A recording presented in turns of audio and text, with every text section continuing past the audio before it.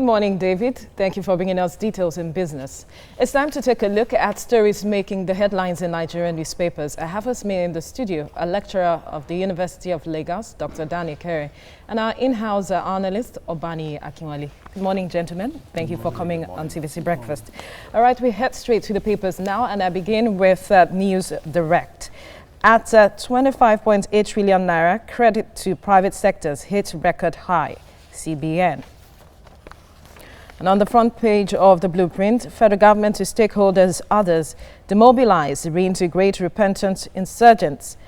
0.9 million displaced Adamawa indigents return. And to the front page of the Daily Trust, Abuja's richest council beset with bad roads, dirt. And finally, on the front page of the Daily Times, IPPs, no going back on non-inclusion stand, ASU, says scheme and aberration designed for civil servants, not varsities. All right, gentlemen, we'll be looking at the story on the front page of the blueprint. Federal government to stakeholders, others, demobilize, reintegrate repentant insurgents. About 900 former Boko Haram soldiers were rehabilitated by the Nigerian army recently, and they have been said to be reintegrated. Now, after 12 months, they are said to be reintegrated back into the society. But the question on the lips of some, Dr. Ekere, is 12 months enough to certify them fit to return back to the society? Thank you. There are a lot of perspectives to it. But I am thinking that if somebody... We were not given any, average timing or average period that they were involved in, whatever they were involved in before they were eventually, brought to this camp for rehabilitation. And I am looking at the kind of activities they were involved in, and perhaps the kind of training they are now being given. Skills acquisition, yes, and all of that were part of the things. And they were being monitored to see that they didn't have any contact with Boko Haram during the period. That is not even for me an issue. The issue is about is a mindset. This is somebody who has known, not just known crime, has strategies to perfect crime, and you brought him in from there to do some kind of reorganization, reorientation, and it took you 12 months to do this.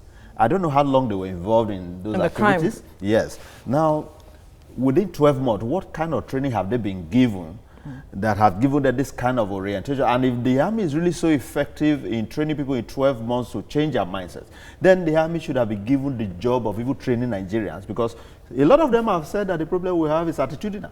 So if the army can train people within 12 months to make them fit into that kind of environment where they will no longer be attracted to crime and all of that, then I would even suggest that perhaps the army should expand their scope, so that they can train more Nigerians. They should train, practically. They should be, kind of give it to all institutions to train people. You think that a criminal who has, known crime for that long, that within and again, what exactly are the incentives? But if they have repented and said that, see, we don't want to do this again, we are giving up this activity. Listen. We saw what happened in the Niger Delta area. Okay, there was this amnesty. Good.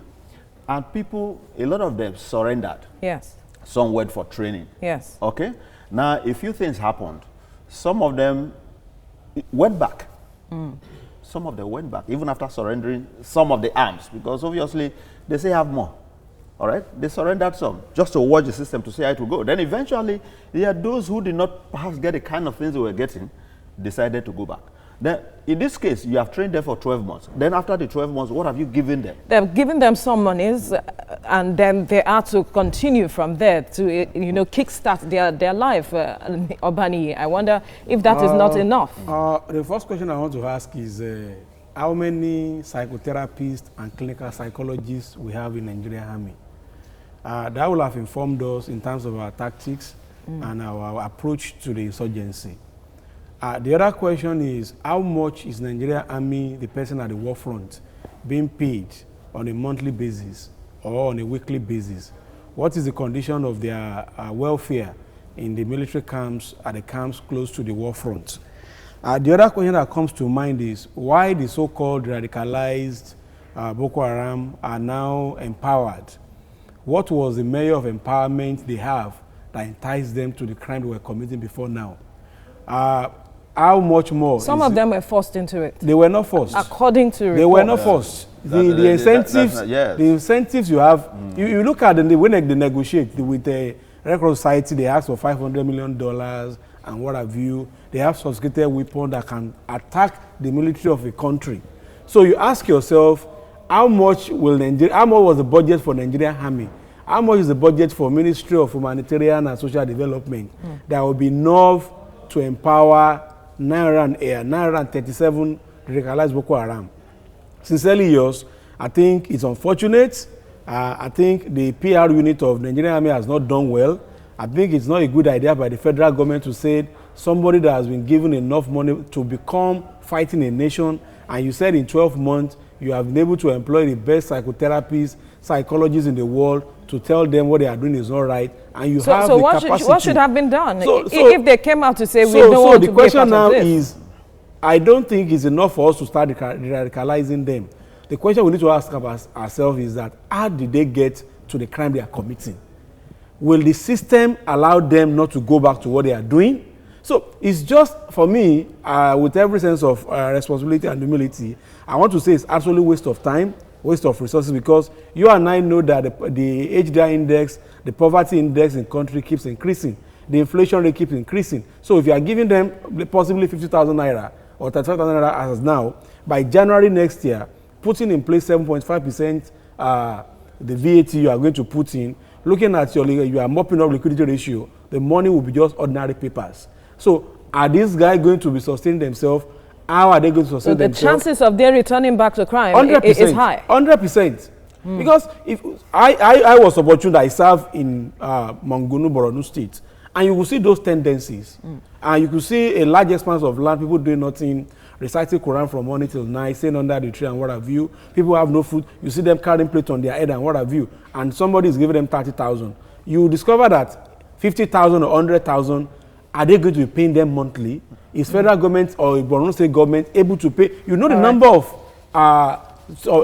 individuals of Borno that are homeless, number of kids that are out of school, malnutrition. Remember the last daughters, the foundation that was launched recently. So you now ask yourself, you have radicalized them. The system will still force them to what they are doing. So federal government should rather look at better initiative that will naturally make the system comfortable or uncomfortable for anybody to want to join somebody. I was even thinking that since these people, you have called them radicals and you are trying to de-radicalize, the army would have even been the best place to put them. So, these have been fighters. So if the training was to align with the army to begin to fight the other, by way of you give them more incentives that they are now sure is more than what they were getting, but that they are good. No.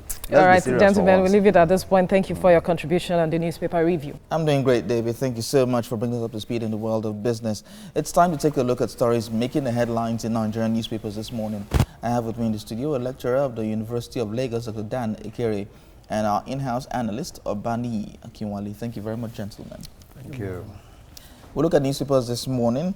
Starting with the News Direct, it says here, at 25.8 trillion naira, credits to private sector hits record high. That's according to the CBN. The blueprint says here, federal government to stakeholders, others, demobilize, reintegrate repentant insurgents, 9 million displaced Adamawa indigents return. That's in the blueprint this morning. The Daily Trust says here, Abuja's richest council beset with bad roads, death. That's in the Daily Trust this morning. Of course, it has some pictures here, and you need to see that in the Daily Trust. Now, we go to the Daily Times newspaper.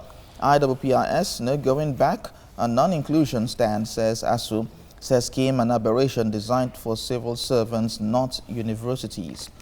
The Vanguard says shut borders, uproar in ECOWAS Parliament as ministers disagree over effective closure on inflation. Benin failed to implement agreement with Nigeria, says federal government. Ghana, the Gambia plead for immediate reopening.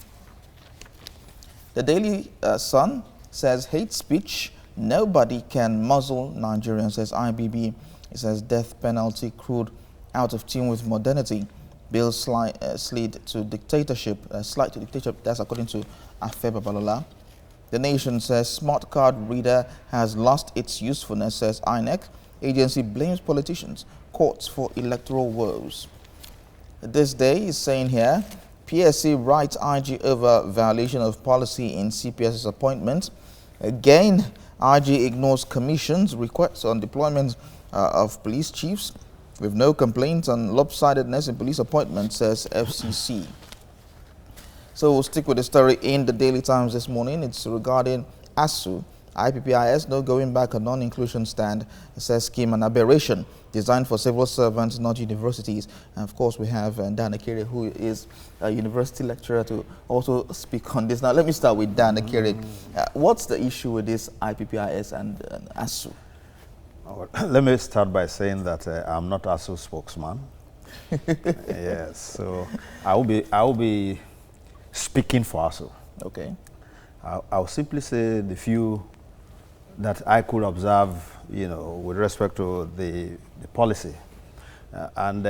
What I understood is that the federal government is trying to ensure that the cut cost, and particularly to address issues like ghost workers and all manner of leakages and the rest of it. And when you look at it very carefully from that angle, they now designed a program where every, federal worker will be on the same, platform for payment. And if I look at it carefully from that angle too, I believe that the number one worker in Nigeria is the president. Then you have ministers. So I was thinking that perhaps to tell us that this policy is an embraceable one, something that is worthwhile, the president should have been the first to be enlisted, then all the others. Then take it to the National Assembly. They come down to the others, including the army. But from information, it looks like a lot of these groups are not even part of it. Okay. So if the idea is to ensure, are you saying that if the issue is about ghost working, it doesn't happen in the executive, it doesn't happen in the legislature, it doesn't happen in the army? Why is ASU the issue? Now, whenever any issue borders on ASU, the first thing that will come is about strike and the rest of it. And because of that, people don't even take time to look at the issues that ASU, is raising. About. Now, there are a lot of peculiarities to ASU, and it could happen to any other, agency or body. There have been complaints that there are some persons who get more than one salary. Yes, it happens in ASU. When you go for sabbatical. Okay. Yeah, it's expected you'll be paid wherever you are, rendering your services. And the institution you come from will equally, sustain your payment. True. Yeah, in that case you can get, but I'm wondering because I've heard people say that, there are lecturers who get salary from here and there. So I'm wondering, is it the same school that is paying one person twice or so? I've not heard of that. So why is ASU's own different? Why is it that people see it from that angle? If the other time we were told that several billions have been saved for the issue of ghost workers, I was expecting, because I know that ghosts don't open accounts. I know ghosts don't use physical things. So who was withdrawing all this money from all these accounts? Who opened these accounts? Are you telling me that the banks open accounts for ghosts? They don't have faces. And these ghosts, were they coming to the bank to withdraw this money? So on the issue of IPPs, ASU is saying that there are peculiarities to the academic environment. That this system, the way it works, is a type that control is a bit difficult in certain areas where there are lapses. ASU has not said that, after all, they are paid from a central pool. The university pays. You don't pay per department.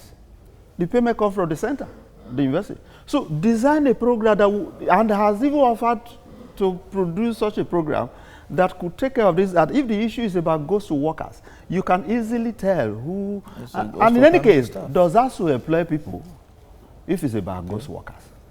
Why not look at the right source where you can get this done? I'm not aware. The other time we went on strike over funding on universities, certain funds were released. ASU does not award contracts.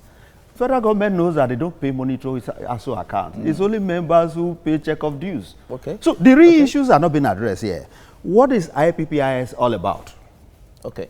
Is it a way of trying to control lecturers and the rest? But again, the federal government equally signed an agreement, and university autonomy recommends that certain issues should be taken care of by the university. That is why you have a council. And the council is usually represented, headed by the representative of the government. So are you telling me that the council chairman has no idea of those he is approving money, for to be paid? Okay. So I feel strongly that the issue has not really been examined, and we should always understand that whenever this kind of things happen, when you begin to see groups like the army and the rest singing discordant tools that they don't want to look at it critically from. Okay, let me go to our in-house analyst here. What's your say? University autonomy here is the bone of contention. Let me first say that I will not support the school of thought of the doctor. Yeah. First thing is that ASU is an employee of the federal government. No, ASU is not an employee. He's a lecturer ASU is a union. I'm saying ASU members are employees of federal government. That is correct. So which means he who plays the piper dictates the tune. Okay. And as such, the moment the piper is starting dictating the tune, there is problem. What is IPPS is integrated, automated payroll system, where if government want to centralize how money is being paid, who is being paid to. This issue of IPPS is similar to what we used to have when we started having the issue of BVN, so that you can synergize who is doing what, where, and what is being paid for. Like you mentioned, the IPPS is not an end to the problem of ghost worker or money leakages or fraud, but it's a start. But my challenge with I've said it several years that we have two problems in this country, the academics and the lawyers. Now, the moment ASU begin to see, the question is, ASU is asking government to pay certain amount of money as the allowances and allowances, that allowances. At the same time, ASU is saying federal government cannot regulate how the operation is being done. So you can't probate and reprobate. Can't speak from side so the question is, what is ASU afraid of? Now, if ASU is saying there are peculiarity in terms of research allowance, what have you, is there no way that these automated means will cater for this? Okay. So we have a Ministry of Labour and Employment. We have a Ministry of Education where they can sit down and say, these are the peculiarities, and the software is made for human being, not human being for softwares. Okay. So these are things that can be, but the moment ASU continue to determine how they want to run the system, then it's also good for us to tell ASU that you start paying their own salary. Okay. Because if I'm the one that employs you, and you are saying you want me to play by your own rule, it's also good for you to start paying your own salary. So at that point in time, I will employ our guys in the gowns that please listen to the voice of reason, because again, if care is not being taken, federal government has polarized ASU now. Yes. University of Ilorin has already they are doing it. No, those ones that call themselves Konoa, they are already registering. So what you find out is that very soon, International Labour Law Organization allows you to form an organization. The federal government will be CTUC, CULC, see what have you. And we don't want to have. No, the federal government obviously is trying to. We have to go at this point. But we must recognize that our time is up. Buhari is not our employer.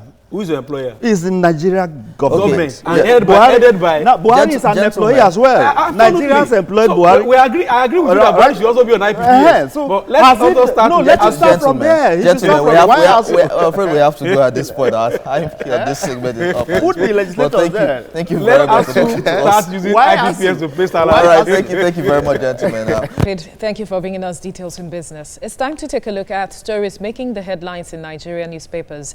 I have with me in the studio a lecturer from the University of Lagos, Dr. Daniel Kere, and our in-house analyst, Obani Akinwale. Thank you, gentlemen, for coming on the newspaper review this morning. All right, we begin with News Direct. At 25.8 trillion naira, credit to private sector hits record high, CBN. And to the front page of the blueprint, federal government to stakeholders, others demobilize, reintegrate repentant insurgents. 0.9 million displaced Adamawa indigents return. To the front page of the Daily Trust now, Abuja's richest council beset with bad roads, dirt. And on the front page of the Daily Times, IPPs, no going back on non-inclusion stand. ASU says scheme an aberration designed for civil servants, not varsities. To the front page of the Vanguard, shut borders, uproar in ECOWAS Parliament as ministers disagree over effect of closure on inflation.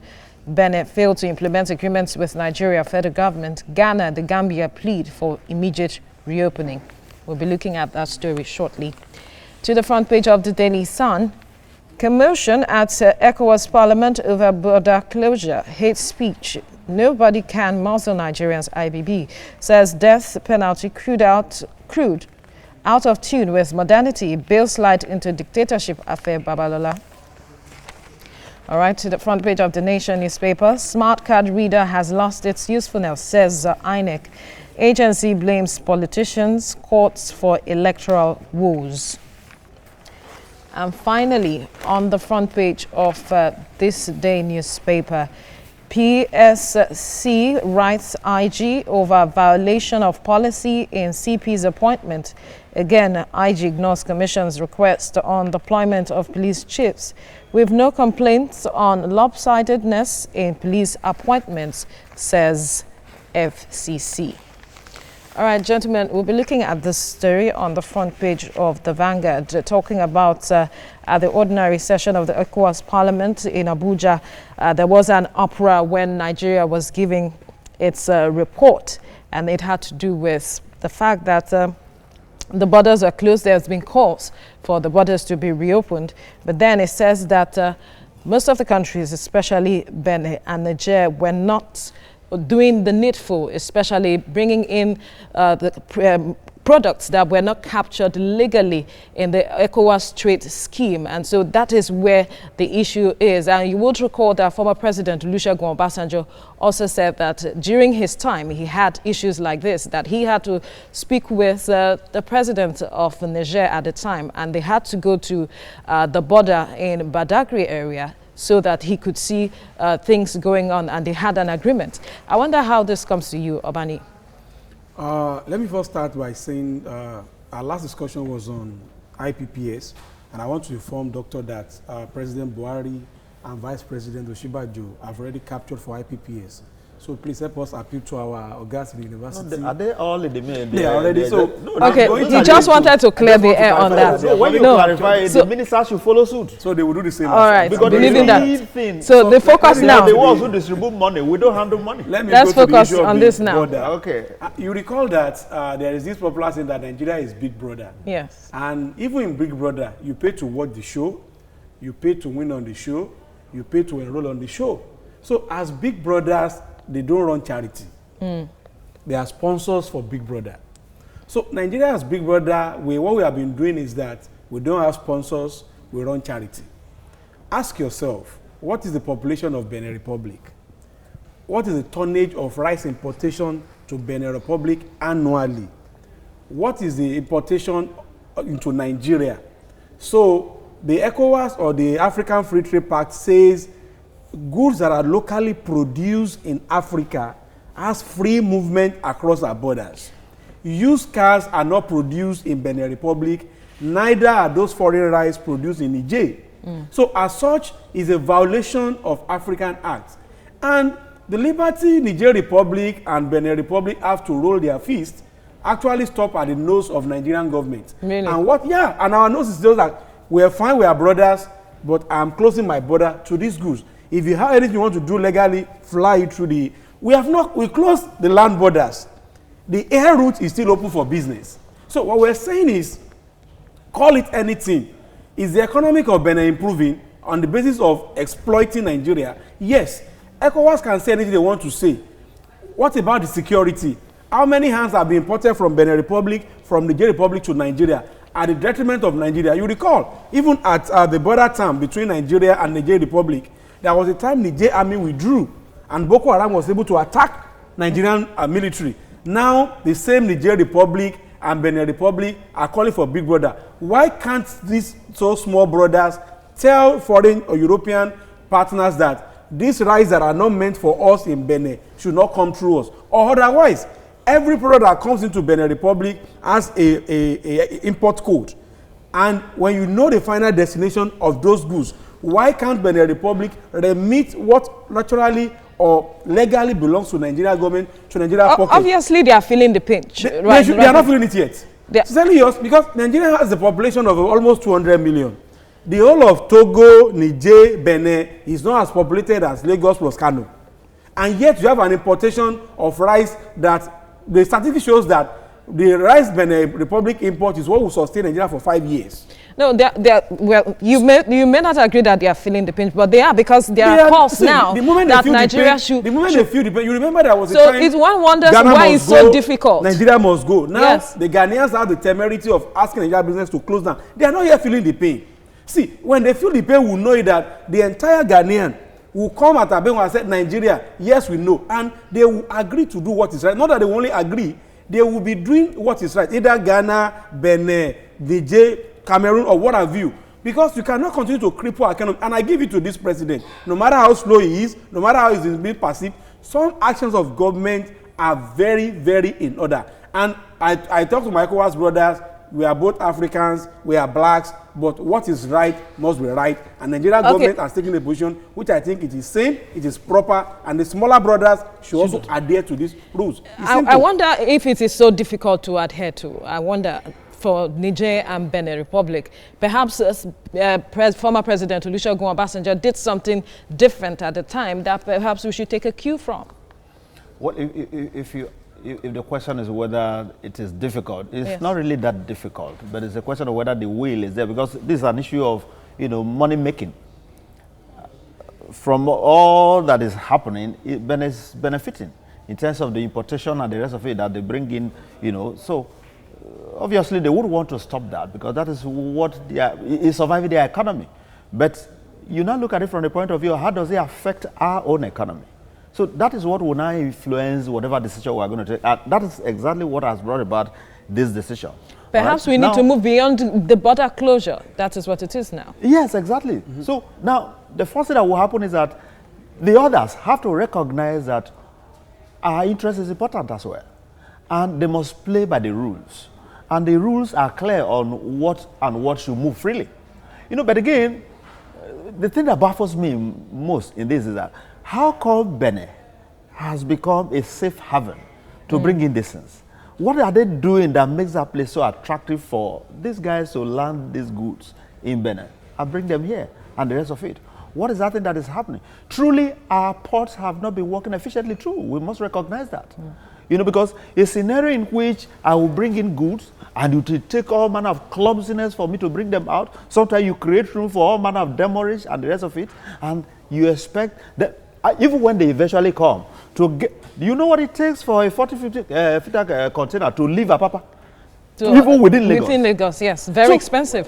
Why will you run that kind of an environment for business? So in closing the land borders, we must equally create an enabling environment for Nigerian businessmen to do their businesses through the right sources. It's not enough to close the border. Because as we speak, all roads leading to the ports are death traps.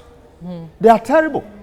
In fact, if you live in that neighborhood, you will not be praying that the ports should function. You will even pray that they block them so that all these tankers can leave the neighborhood. So it's such a challenge. The government must create an enabling environment, having solved the problem of border for now. Has that really solved the problem? Yeah, for now I said. That's why I said for now. Solve it in a manner, but create the enabling environment for Nigerian businessmen to be able to use the facilities you want them to use, because those facilities, as far as I am concerned, are not usable at the moment. And it's one of those things that is actually inspiring people to go. If I can get it with such ease to get my goods in, why will I waste all my energy and resources here? So it's part of it. Apart from the fact that maybe perhaps there are other issues of charges that are lesser, we must regulate the system in such a manner that it becomes attractive for business, not that you will be killing ourselves in the name of you want to be patriotic. All right, Dr. Dan Ekere, Obani Akinwale, thank you, gentlemen, for coming. Thank you.